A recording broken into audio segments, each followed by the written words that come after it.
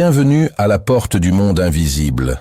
Paix, shalom, hotep et bénédictions ancestrales à vous tous, enfants de la terre, chercheurs de vérité égarés dans le labyrinthe des illusions modernes.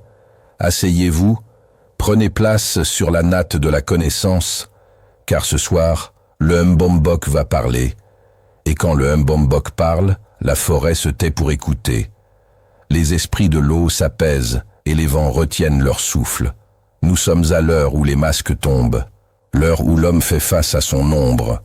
Nous allons ouvrir un dossier qui brûle les mains, un dossier qui fait couler le sang et les larmes dans le silence des nuits africaines, un dossier que beaucoup redoutent, mais que tous veulent connaître. Nous allons parler des rituels d'argent, de la mystique de la richesse et du prix terrible de la facilité. Écoutez bien ce terme, rituel d'argent, car il porte en lui le poids de vos désirs inavoués, de vos envies de raccourcis et de votre ignorance mortelle qui vous pousse vers le précipice. Regardez autour de vous, regardez cette jeunesse africaine, vibrante mais désespérée, qui court sur Internet, sur TikTok, sur YouTube, les yeux injectés de convoitise, cherchant la formule magique, le portefeuille magique qui vomit des billets, la bague de pouvoir, le pacte avec le diable pour devenir riche sans jamais verser une goutte de sueur. Vous pensez que c'est un jeu? Vous pensez que c'est du folklore pour amuser la galerie? Réveillez-vous. L'argent n'est pas du papier, l'argent n'est pas du métal. L'argent est une énergie, une vibration, un esprit, une entité vivante. Et comme tout esprit, il a besoin de nourriture pour se manifester dans le plan physique. Et savez-vous quelle est la nourriture préférée de l'argent facile, de l'argent sale, de l'argent rituel? C'est le sang, c'est la vie, c'est votre avenir, c'est la substance même de votre être. Commençons par briser un mythe, celui de la richesse instantanée sans conséquence. Il faut que vous sachiez, et que cela soit gravé dans vos os, qu'il n'y a pas de rituel d'argent sans alliance de sang. C'est une loi immuable de la métaphysique.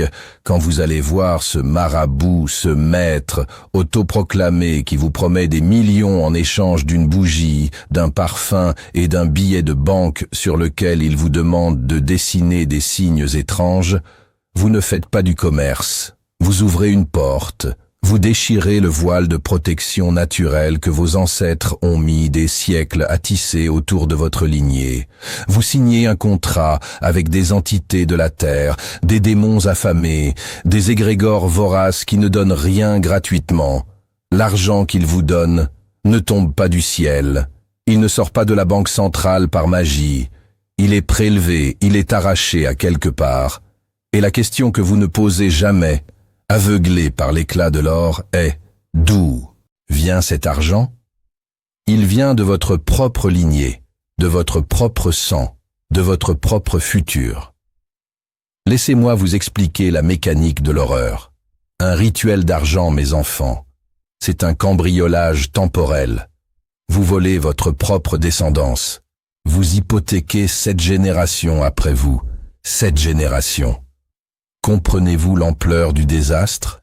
Pour que vous rouliez carrosse aujourd'hui, pour que vous brilliez en boîte de nuit ce soir, pour que vous portiez des vêtements de marque et que vous mangiez dans des restaurants de luxe, vous avez condamné votre fils à la misère, votre petit-fils à la maladie incurable, votre arrière-petit-fils à la folie, et ainsi de suite jusqu'à la 7e génération. Vous avez mangé leur pain, vous avez bu leur eau, vous avez consumé leur étoile avant même qu'ils ne naissent. C'est cela la réalité du pacte. Vous êtes des cannibales spirituels. Vous mangez l'avenir de vos propres enfants pour satisfaire votre ventre présent. Et le jour où vous mourrez, car vous mourrez, souvent mal et seul, le pacte ne s'arrêtera pas. Il continuera de pomper l'énergie de votre famille, créant des lignées maudites où personne ne réussit, où les femmes sont stériles, où les hommes deviennent fous, où les accidents se multiplient. Tout cela parce qu'un jour un ancêtre égoïste a voulu essayer un rituel. Trouvez sur Internet. Je vois circuler ces pratiques insensées où l'on vous demande de prendre un billet de banque, d'y dessiner des géomancies que vous ne maîtrisez pas, comme le signe Éole MD ou d'autres sceaux du fa, et de l'attacher avec du fil. Malheureux, savez-vous ce que vous faites? Le billet est un pentacle, le signe est une invocation. En faisant cela, vous créez un vortex, un portail dans votre propre poche. Vous invitez des entités qui n'ont rien à faire dans la sphère humaine à venir se nourrir de votre aura. Au début, oui, l'argent viendra, attiré par le magnétisme du sang que vous avez implicitement offert, mais ensuite, l'entité s'installera chez vous.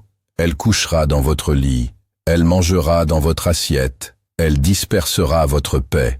Et quand il n'y aura plus d'argent à prendre ailleurs, elle prendra votre santé, elle prendra votre raison. Mais sortons de l'ombre un instant pour comprendre la vraie nature de la richesse, car la véritable pauvreté, c'est de ne pas comprendre de quoi vous êtes fait.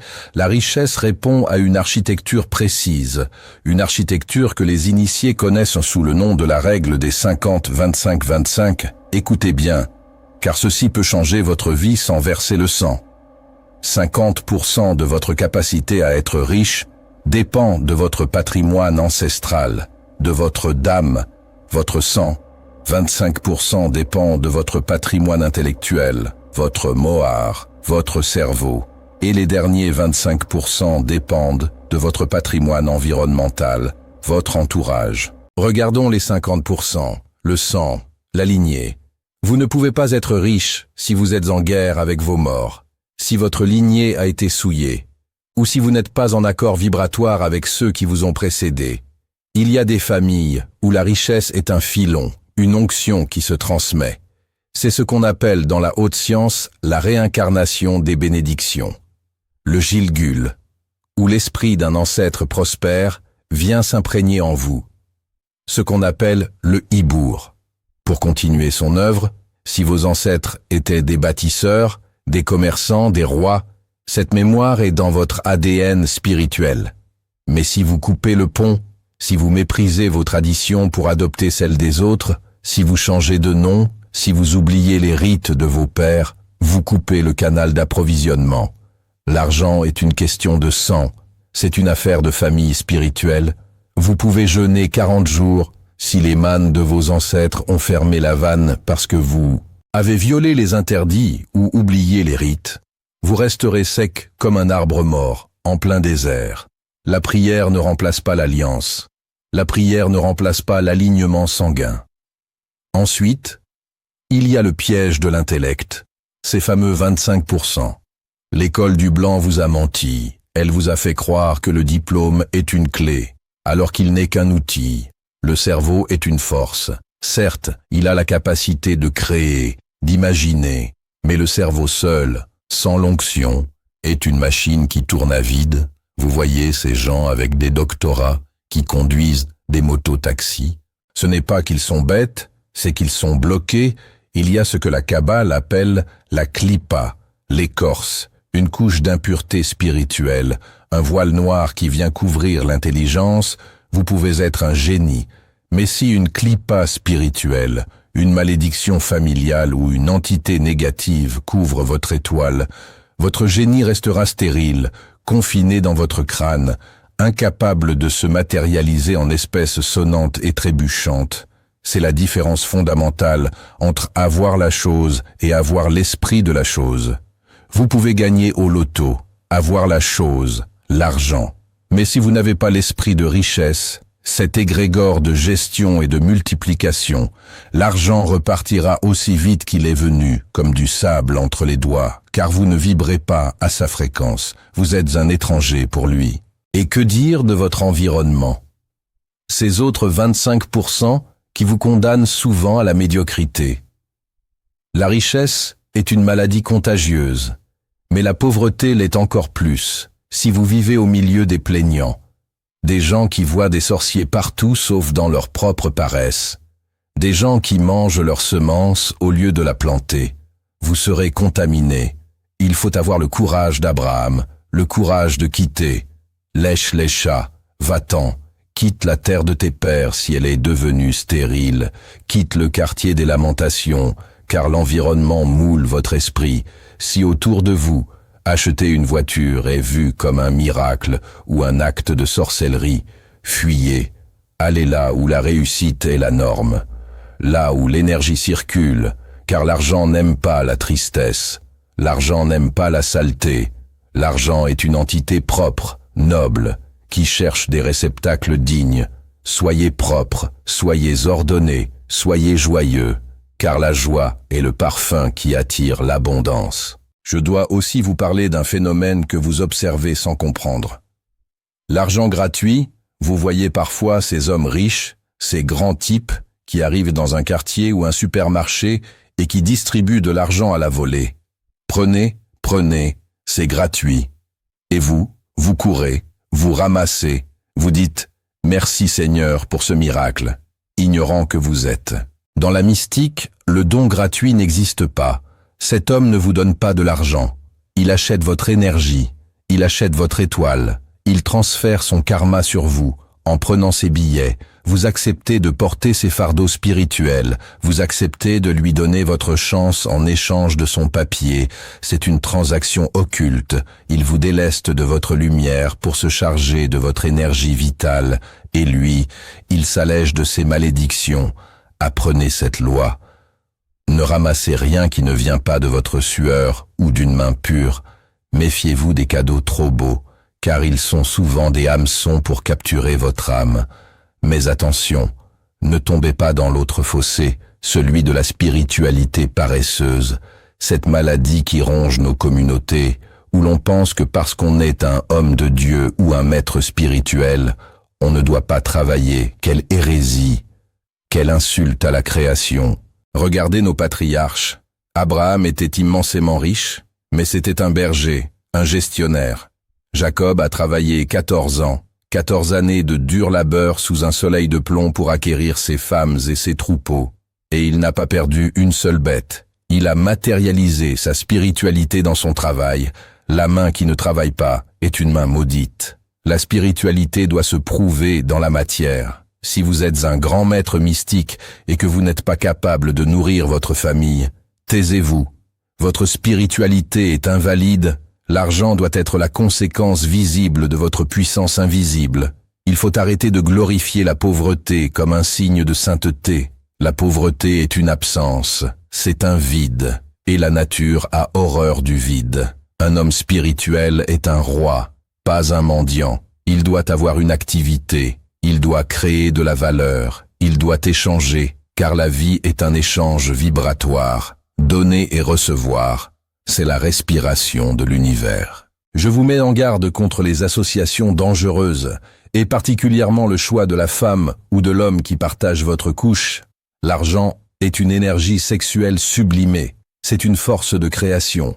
Il y a des femmes, il y a des partenaires, qui sont des trous noirs, énergétiques, des Dalila spirituels. Vous entrez dans leur vie avec une destinée de roi, et vous en ressortez comme un esclave tondu, non pas parce qu'elles sont méchantes, mais parce que leur vibration est contraire à votre élévation. Elles portent des dettes karmiques, des malédictions familiales que vous n'avez pas la force de porter. Choisissez vos fréquentations avec la peur du vide, car celui qui dort avec vous échange son aura avec vous. Et si son aura est celle de l'échec, vous échouerez, peu importe vos diplômes, peu importe vos prières. L'argent est une mentalité, c'est une confession. Ne dites jamais « je n'ai pas ». Dites « c'est en chemin ». Ne dites jamais « je suis pauvre ».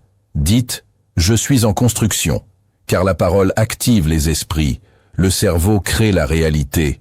La clipa se brise lorsque la conscience s'éveille. Ne faites pas de pacte. Ne cherchez pas les raccourcis. La route est longue, mais elle est sûre. La vraie richesse se construit. Elle ne se vole pas. Elle se mérite. Elle se travaille, elle se transmet. Soyez des bâtisseurs, pas des destructeurs. Soyez des ancêtres dignes pour ceux qui viendront après vous. Ne leur laissez pas des dettes karmiques. Laissez-leur un héritage de lumière et de bénédiction. Respectez vos interdits. Connaissez votre poli, votre signe du destin, et marchez droit, car la rectitude est le chemin le plus court vers l'abondance véritable. Je suis le gardien, le bon boc, et j'ai parlé. que celui qui a des oreilles entende, et que celui qui a un cœur comprenne. Attrait. Bientôt de l'autre côté du voile.